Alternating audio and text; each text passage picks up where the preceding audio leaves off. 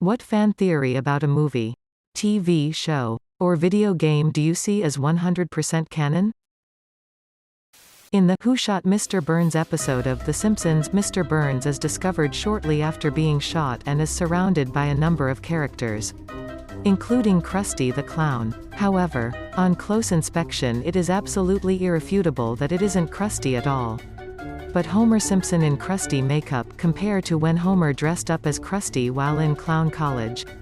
Homer was actively on his way to kill Mr. Burns while disguised as Krusty, echoing when he saw Sideshow Bob rob the Quick E-Mart while disguised as Krusty, but was beaten by mere seconds when Maggie shot him.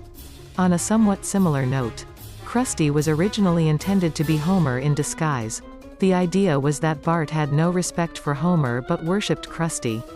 And that's why Krusty looks like Homer with clown makeup. In Over the Garden Wall, Greg's whole dream sequence where he is in Cloud City is a trick by the Beast so he will give himself over willingly.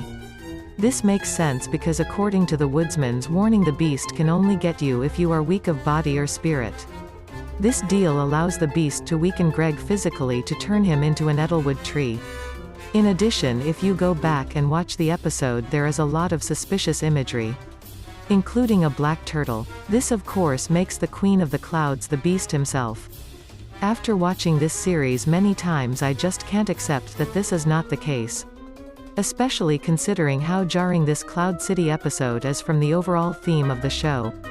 Every time I see it I pick up on something else that makes me think this is the case. Edit, terrible mobile typing. That's how I always interpreted it.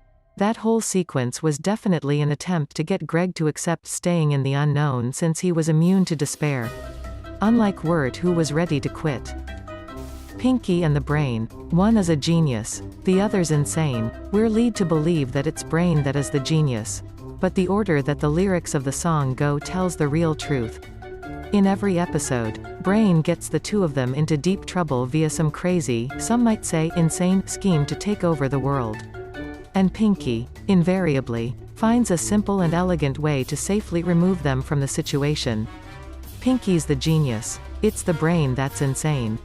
Wasn't there an episode where Pinky was a genius? There was also an episode where Brain made a big equation to graph out the cause of all their problems. And it made a picture of Pinky. Then Pinky pointed out a math error, which changed the graph into a picture of Brain. Jeremy Renner in Tag as Hawkeye while he's on vacation from the Avengers. My headcanon is that all of Jeremy Renner's movie characters are the same person. He's a bomb-disposing, pill-taking super soldier, who also helps out with the IMF and the Avengers. Greater than my headcanon is that all of Jeremy Renner's movie characters are the same person. That explains why he's such a great shot in Wind River. Single quote. Jack from Titanic never existed. He was entirely made up by Rose as a fantasy, for a movie that put so much effort into being as historically accurate as possible. One starts seeing a pattern where most of the mistakes revolve around Jack. He carries gear that hadn't been invented yet.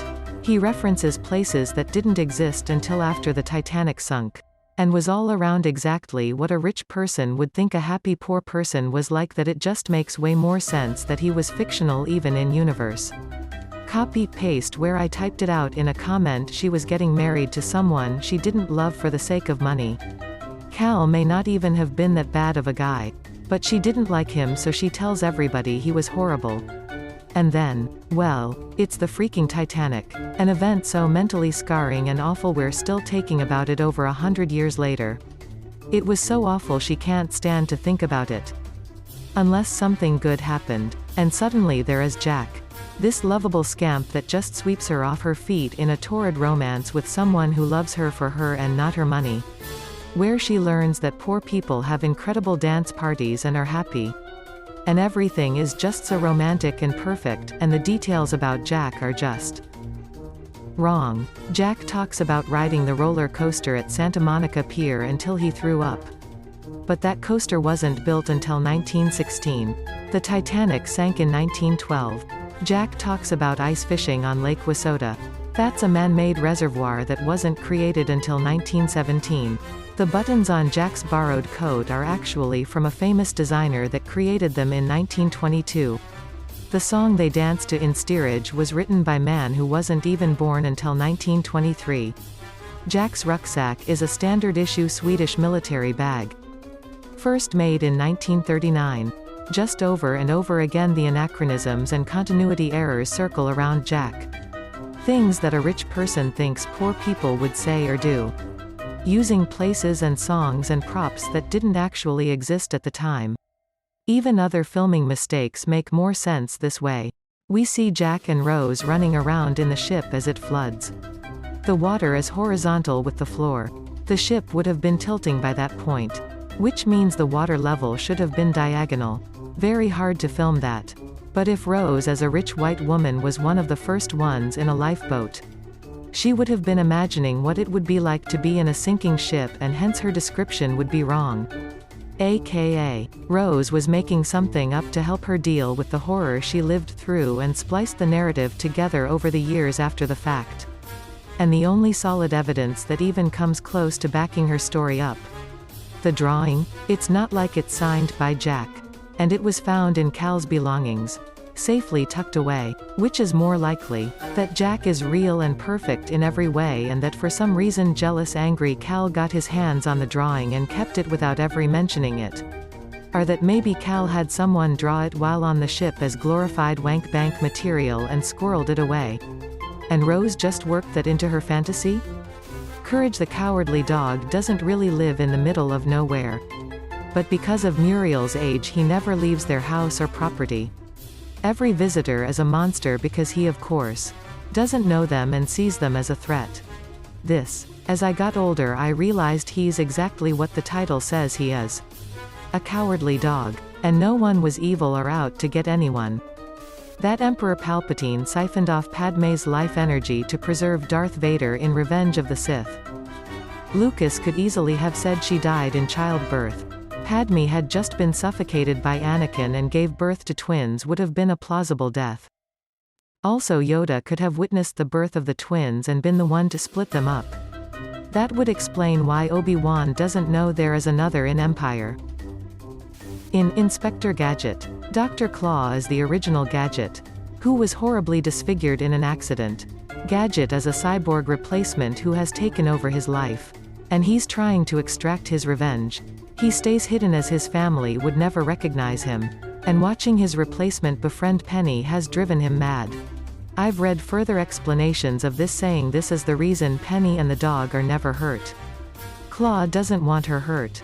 For obvious reasons. So when she gets involved, the plans fall apart. That toys in the Toy Story universe freeze up by instinct. An instinct that is so good it will probably never fail.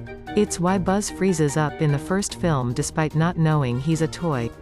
And how they always seem to be able to freeze up at the mere sound of a door opening and things like that. Every close call they have is really them worrying for no reason. If the human got closer to seeing them the instinct would have kicked in. Also, they can break the instinct the same way we can manually control our breath. Which is how Woody talks to Sid in the first film. Toy Story 4 made the rules of their world very odd regarding the whole Forky thing. I thought it actually made sense that Forky doesn't have that instinct to freeze considering he was never originally made as a toy, more like a Frankenstein's monster. It's what differentiates him from actual toys. And I imagine the same would apply to Bonnie's newest creation at the end of her first day of first grade. The Caillou has cancer theory is pretty convincing. The reason the glass slipper in Cinderella didn't turn back to a regular slipper or disappear at midnight is because the fairy godmother was messing with us. Her main goal was to set Cinderella up for life. And to do that she needed a way for the prince to find her. She could easily have magicked Cinderella into the life she wanted. Arbitrary midnight deadline be damned. But instead the fairy godmother decided to make the prince want her for her own qualities and to prove his love by tracking Cinderella down. It's like the theory in Aladdin that it's all in pursuit of his first wish, that is, to make Aladdin a prince. He doesn't become a prince until he marries Jasmine and the Sultan changes the rules. Until then, he only appears to be a prince. Until that point, the genie is acting in pursuit of a larger goal. Magic users are tricksy. Now do Gandalf. Phoebe and Joey were secretly hooking up throughout the entire show. This was actually written in by showrunners. It was going to be revealed at last episode. Kind of like whenever big major events were happening. They somehow were covering up that they were hooking up. But they felt it would be too much for the ending, as it would have made Phoebe's marriage questionable, and also ruin some of the iconic moments. So it was skipped. I like to think that Ben Affleck in The Town is a grown-up version of him in Good Will Hunting. Fits his whole speech about how he'll still be doing this when he's 50. The real world in The Matrix is actually a second Matrix simulation. And the free humans are actually machines being trained to understand humans. That's why Neo was able to use powers in the real world to blow up machines in the other two movies. It was a second Matrix.